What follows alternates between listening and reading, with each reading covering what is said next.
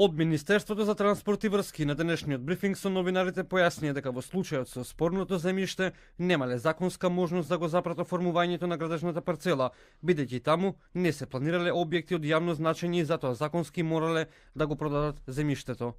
Продажбата на државното земјиште со површина од 9000 квадратни метри е направена според Законот за градежно земјиште по цена утврдена во уредба донесена од владата во 2016 година, која важи за физички и правни лица.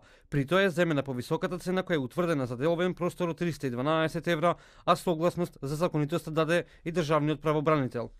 Поранешниот член на Советот на град Скопје Слободан Близнаковски вели дека државата потврлила со тоа што наместо да го земе плацот и да го дооформи, а со цел да го реши проблемот со паркингот, сега се однесува индиферентно и дозволи да се градат огромни станбени и деловни објекти.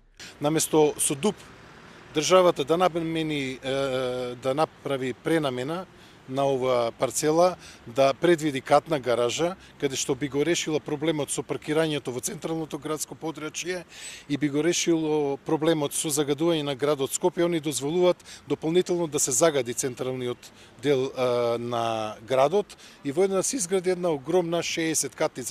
Македонската православна црква да се откаже од парцелата и наместо згради таму да се изгради парк Барат. Одва иницијативата кој појаснува дека во време на аерозагадување така ќе придонесат кон поквалитетен живот на граѓаните.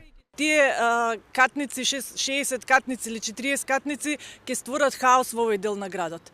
Значи, ние граѓаните сме свесни дека после ова веќе нема спас за градот. Значи, ова е моментот кога треба да покажат со дело што значи да бидат со својот народ. Што е тоа што ќе се изменува и дополнува во новиот урбанистички план ќе се знае откако ќе заврши анкетата во која ќе бидат вклучени јавноста и експертската фела, вели градоначалникот Саша Богдановиќ. Освен да кажам парцелата која што се наведува, знаете дека има неколку куќи кои што се приватна собственост од 50-60 години. Значи треба да се седне со тие луѓе да се разговара што сакаат во нивното мало. И они треба да си го кажат на крајот. Ние сите не интересира градот Скопје, центарот на Скопје, но пред се луѓето кои што живеат секојдневно таму, кои што ги користат инфраструктурата, кои што имаат проблеми со нерешавање, да кажам, долго време на тие инфраструктурни проекти, баш заради да кажам, лоши планови кои што биле донесени, мора да бидат прашани да се кажат.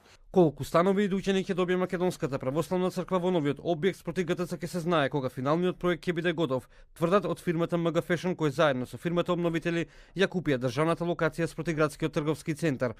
Но најавата дека тука ќе се градат висококатници најде на остри реакции во јавноста, но и експертската фела, која укажува дека треба сериозно да се разгледа што и како таму ќе се гради.